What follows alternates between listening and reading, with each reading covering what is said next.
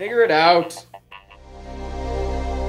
Hello, this is Adam Koralik with Figure It Out Productions. The following video is part of our Quick Shoot series. Hey everybody, so it's time to do another pickups video, and this is going to be of June 2012 and July 2012. Unfortunately, I was really busy at the end of June, and I didn't have time to make one then, and I figured it wasn't cool to make one like halfway through the month or anything. I wanted to be as pure as possible, so I just had to skip that month. But here, I've combined them both together, and you'll see everything I got. First up, I got this game called Amidar for the Atari 2600. I got it just for its cover art. I mean, I guess you could say their marketing kind of got me, but, I mean, look at it. It looks like a weird Donkey Kong clone. You know, there's a big gorilla, there's like this little Italian-looking plumber, like stereotypical Italian, but he's wearing blue instead of red. But instead of, you know, Toad, you have this little islander guy, and instead of Peach, you have a pig. And for whatever reason, Donkey Kong, or Big Amidar, whatever the hell the gorilla's name is really into the Islander. The Islander's staring him right back. And then it looks like the Mario clone's really into the pig. And the pig's interested in him, which is kind of all kinds of screwed up. But, yeah, I just got it for that. Although I don't remember what it plays like. I do remember that it didn't play at all like Donkey Kong. But, whatever. It was really cheap, so who cares. Adventure for the Atari 2600. My friend Aaron, who is the guy who made Chad Vader. He works with me, and we do a video game channel called Game Society Films, where we do a bunch of like comedy videos on games. Go check out our YouTube channel; it's pretty cool. He recommended getting this game. This is basically the way I think the Atari 2600 would have handled Zelda. It plays very similar, but instead of having like a little figure, you're just like a little block, and you have to run around and get keys and all that kind of stuff. And so I decided to get it when I saw it for cheap. I was like, yeah, why the hell not? Mickey's Speedway USA for the N64. This is basically a Mario Kart clone. It's actually a pretty good one. It's made by Rare, back when Rare was awesome. So if you like Mario Kart 64, or just Mario Kart in general, I guess, this isn't bad. It's the same thing, but with like Disney characters, which is pretty cool. Then I got, you guys might remember, I got a package from a guy named Frankie. He and I did a little trade, and he sent me a bunch of stuff. And so I'm going to show you the stuff he got me, but I did a whole video on that, so if you want to see that video, by all means, go right ahead. First up is Kirby 64 and the Crystal Shards. Just seemed like a platformer. Seemed okay, whatever, with Kirby. Perfect Dark, the logical successor to GoldenEye, made by the exact same people, supports the expansion pack, very pretty game. When you can use the high-resolution modes. So if you have your N64 set up correctly, you're using the really good S-Video cables, you have the expansion pack, you have an analog to digital converter, like a good one, then this game can look really awesome. So yeah, I haven't played it enough. I really should. I bet I would like it because I liked GoldenEye so damn much. But yeah, I just haven't played it much yet. Donkey Kong 64. I need to play this game some more as well. It seemed pretty cool. I played it for a little bit at the beginning, just the beginning of the game, and it looks like something I would be able to get into if I just had more time. This game, as I believe, actually requires the expansion pack, and at one point it came with it because a lot of people didn't have it. So yeah, I bet it looks pretty good if you get it all set up correctly. Yeah, I'll play that more when I have time. Speaking of Donkey Kong, this is Donkey Kong Country for the SNES. I like this game, but I always liked the second one the best in that series. The second one is just one of my favorite games ever made. I don't have the third one yet, but I'll get it, and then I'll have the whole trilogy, and I'll be happy. F-Zero. This is a pretty cool racing game, like futuristic racing, and the main character, Captain Falcon, has made many comebacks for Nintendo, such as he had his own GameCube game, and then he's in the Super Smash Bros. Games as a character. It uses some of the unique features of the SNES, like the rotating and scaling features. I think they call it Mode 7, so it looks like a pretty game. Space Invaders. I was expecting a little bit more out of this, but it is exactly what it says. It's Space Invaders. It's like just a remake of the Atari 2600 game, or the classic arcade game, I guess, and it just looks better. So it's fine, but I can get my fix with the Atari 2600. I'm not sure I needed to upgrade it to the SNES version. Mortal Kombat 2. What can I really tell you about Mortal Kombat 2? Everybody knows this game. It's on like every system ever made. The only thing interesting I have to say about Mortal Kombat 2 really is that the guy who played Sub-Zero and Scorpion is an actor named John Turk. He is a friend of mine. I've actually made a movie called Henchman with him in it, and he plays a character named Thug Zero. So if you don't believe me, you can go ahead and check that out on IMDb if you want. But that would be my interesting thing to say about Mortal Kombat, or Mortal Kombat 2. I got Star Fox for the SNES. I never got into this game, ever. I think Star Fox 64 really ruined it for me, because that's the one I played first. And every time I ever looked at Star Fox, this one, I just went, It looks laughable, obviously now. But at the time, a lot of people were impressed by it. I wasn't. I thought it was kind of horrendously ugly at the time. And I still don't think the gameplay was pretty good, but I know a lot of people would give me a lot of crap about that. And, sorry, that's just an opinion. I got Contra for the NES. I do like this game, although it's, tough as nails. But, you could use the infamous Konami code, and that would make the game a hell of a lot easier. But, this is one of my favorite games for the NES, which is saying something, I guess. Ninja Gaiden for the NES. This one wasn't bad at all. This isn't another platformer where you just chop stuff and kill people. Kind of hard. All NES games are hard. But I did enjoy this one. Soccer. It's exactly what it says. It's just soccer. There's nothing else to it. It has a soccer game called Soccer. We move on. Othello has absolutely nothing to do with the Shakespearean play. It's just a board game called Othello. This is a real board game. This is just an NES version of that board game. Woohoo.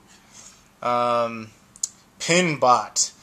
These kind of games always make me laugh. This is virtual pinball in the 80s as the way they would depict the future. So in the year 2000, there will be robot pinball. And you're just like, yeah, alright. Whatever. If you like pinball games and you like 8-bit, maybe then you'll like this. I don't know. It's just 8-bit pinball. Rad Racer. I hear this game's actually considered pretty good amongst people who like the NES and like racing games.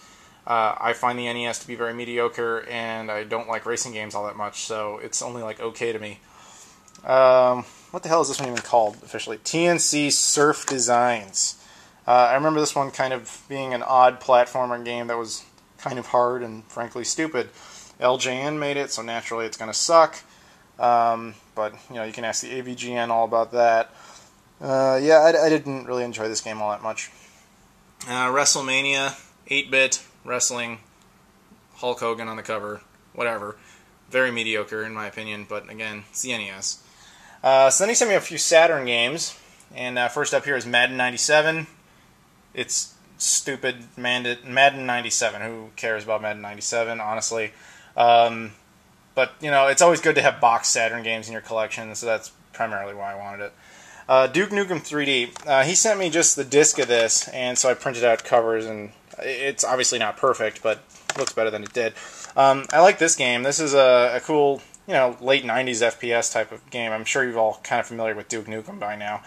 But yeah, I enjoyed this, and apparently there was an exclusive level on the Saturn version. Woohoo! Bug. This was a really cool platformer. This is like a 3D/2D platformer. You exist on a 2D plane, but you can see in 3 dimensions. You can see out in the distance. I actually could see myself getting really into this game if I spent more time with it. Just like Duke Nukem, he gave me only the disc, and I had to print out my own covers. So, obviously, it is not perfect. I really screwed up the sides. But, better than just being the disc.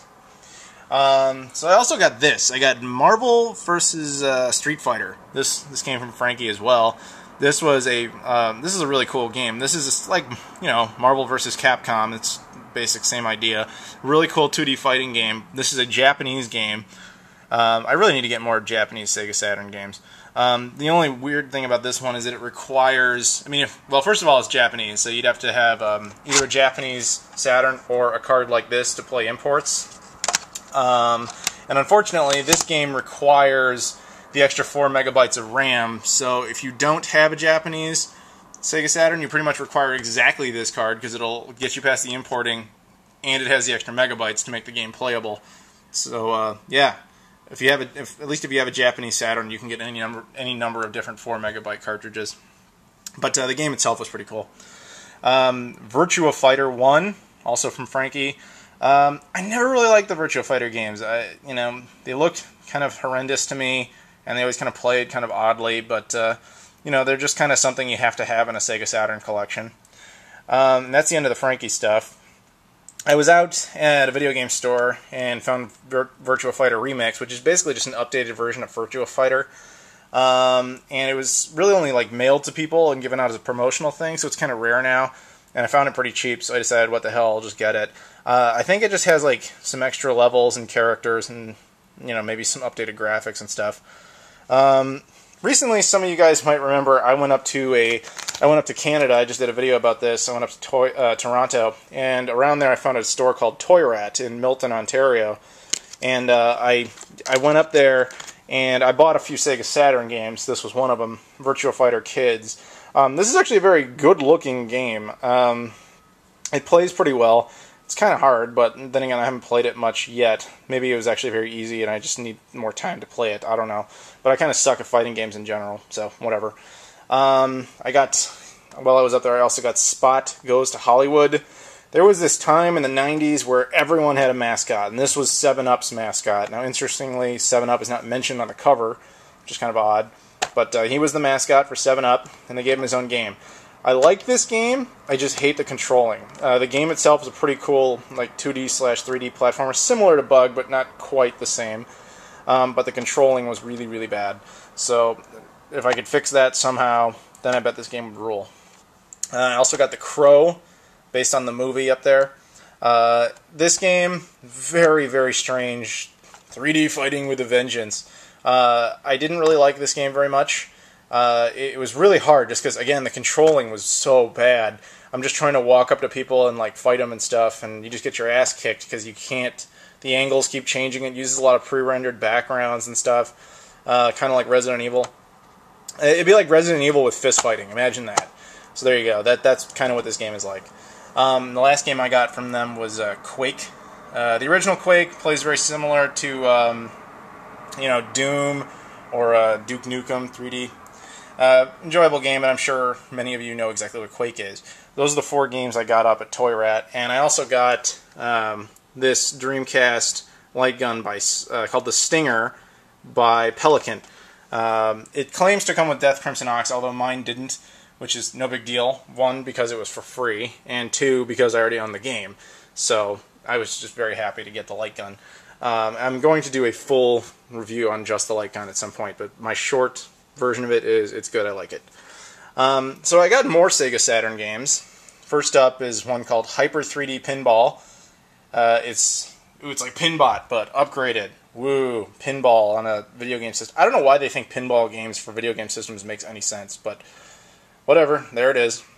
Whenever I see box Sega Saturn games, if they're cheap, I'll tend to pick them up, provided I don't have them.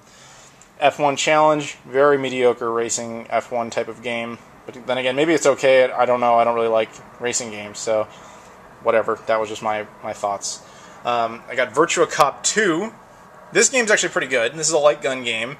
This game is actually also on the Dreamcast. It was released on the Dreamcast in Japan as just Virtua Cop 2, and in the US, well, and Canada, I guess, it was released on the Sega Smash Pack, which was like a collection pack that had like 11 Genesis games and this game, Virtua Cop 2. I'd recommend the Dreamcast version just because then you're playing it on a Dreamcast, but the Saturn version is exactly the same game. Can't go wrong. AMOK, or A-M-O-K, I'm not really sure exactly how you're supposed to pronounce that. I thought at first this was just going to be like some stupid mech game, but it's actually a cool game where you just play as this little thing, and you're like running around and shooting at stuff, and you're underwater. You can shoot sharks, which is pretty cool. And you have to locate stuff, and I don't know. I actually kind of enjoyed this game, and I'm probably going to play that some more at some point. Black Fire. This is one of those like helicopter games. What the hell was with helicopter games in the 90s? I can't wrap my head around this. There were so many games where you just had to like fly a helicopter, pick up some stuff, rescue some soldiers, and go back. And I never understood this. There was some giant fad with this that I think EA started, and I don't know why. Like those Urban Strike games or whatever. Anyway, Black Fire, basically the same thing. And Black Dawn, basically the same thing. I think there was also a rule you had to have the word black in the title if it had a helicopter in it. I don't know. Then I got this game called Shockwave Assault. This is like a weird game where like aliens have invaded and they've kind of already won, but you're like the last pocket of resistance, yet you are a full military. And you just have to go around all over the world and shoot and kill as many of them as you can. and it was okay. It's entertaining yet dry, and by dry I mean it was a little at times boring because you're just flying around on this giant map in a very mid-90s 3D type of style, and it takes a while to find any enemies, and then when you do, they're easily killed, or there's just so many that you just get annihilated. Whatever, it was okay. Cyber Speedway. This game is usually found in bargain bins. It's a racing game, a future racing game, kind of like F-Zero, I guess, but not really. It was alright. I'd say pick it up if you find it complete and cheap, and you kind of like racing games. Whatever. That's the end of the Saturn stuff. This was the only Sega CD game I picked up in the last 2 months. The Adventures of Batman and Robin. There was a Genesis version of this, but this version's probably better. I mean, it has, it uses the rotating and scaling features of the Genesis to give you like cool racing levels, these flying levels. It has cutscenes, as all Sega CD games do. And then it has, I believe it has the 2D platforming stuff from the Genesis game. And probably better music. So, yeah, if you like the Sega CDs, this is probably one worth picking up. I also remember this cartoon from the 90s, and that was an awesome show. Moving on, the Xbox 360. I got Jurassic Park, the game.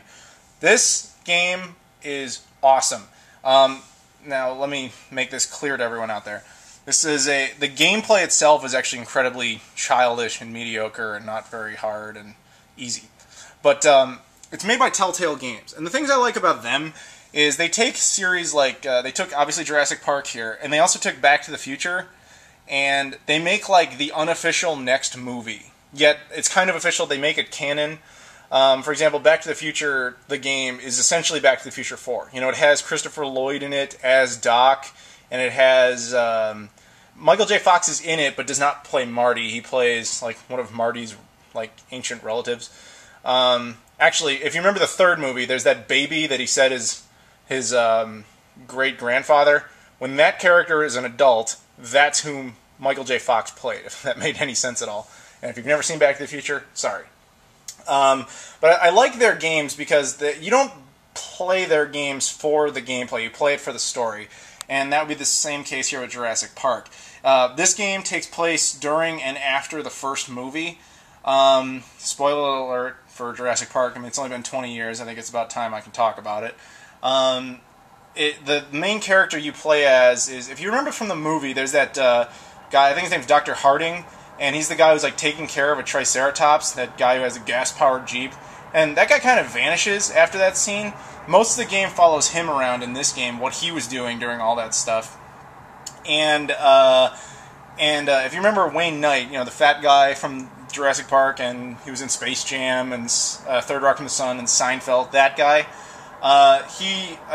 his character dies in that movie, and he has like that shaving cream full of like dinosaur embryos, and then he loses it in the mud, and other characters in this game find it. So that's all I'll tell you right now. But if you like the Jurassic Park story, I would highly, highly recommend this. I got all the achievements, and I beat it in like 2 days. It was really fun. But again, because I'm such a big fan of that story. Yeah, moving on. Spent enough time there. I got Fear 3. I found this at a Target in a clearance bin, and I have the first two, didn't have the third. I thought, okay, what the hell, I'll just get that. I haven't really played it, like I said, but I believe they're just like FPSs, you know, just pretty good first-person shooters, so I'll get around to that at some point. Forza Motorsport 3, Ultimate Collection version. Mentioned earlier, you know, my friend Aaron over there, you know, Adventure on Atari 2600. They do Chad Vader, and they got hired by Microsoft, actually, to make a Chad Vader video for somebody. Sometimes they get hired to do Darth Vader's voice for various things, including some of the video games. But in this case, they got hired to do a video, and the guy, you know, he paid him and everything, and then he sent him a few Xbox 360 games. This was one of them. And he gave me this game because Aaron doesn't really like racing games. And neither do I, but I like collecting games, so whatever. That was cool. Here, Time Splitters for the Time Splitters Future Perfect for the PS2. This is the European version. Someone sent this to Aaron, and neither of them understood that the PS2 is completely incapable of playing imports without modification, either with a boot disk or like a mod chip. I have a boot disk for mine, so Aaron was just like, okay, you can just have that because I have no use for it. And I was like, okay, thanks. It's pretty much the extent of that. I hear this game's actually pretty good, though. Up here, I got a GameCube. I did a video on this, you guys remember, from a guy named Jihad78 in Bahrain sent me this. It's got a switch on the side there to allow it to switch regions. When it's down, it plays American games. When it's up, it plays Japanese games. He sent this to me totally for free because he's an awesome guy. And once again, you should check out his YouTube channel. He's got a bunch of really cool stuff. But yeah, I did a whole video about this, so you can see that there if you want. GameCube games, I got F-Zero GX. I got this. I had just gotten that GameCube, and I had just gotten that game from Frankie. I saw this, it was $3 complete, and I went, alright, what the hell, I'm just going to get that and have it in my collection. I had kind of forgotten that Sega had actually made part of this, including the arcade version. What was cool about this is back in the day, there was a version called F-Zero AX, which was just an arcade cabinet you'd see in various places. If you took your, if you played this game, and you took like your memory card with the game save on it, and you brought that to the arcade machine, you could plug it in, and it would update your game save and give you like new characters and skins and stuff. So that was a pretty cool feature. Beach Spikers for the GameCube. I got this, made by Sega. This was one of the first games that Sega put on another system other than the Dreamcast. And I remember seeing it, and I knew they were doing that now. I completely understood, but it was like one of those, I still was just not ready. I was not prepared to see this kind of moments, so I never picked up this game. And then the other, recently I found it for like, I think it was like $2 complete, and I went, alright, the hell with it, I'm doing it. This game was supposed to be on the Dreamcast, actually. Whatever. The Punisher for the original Xbox.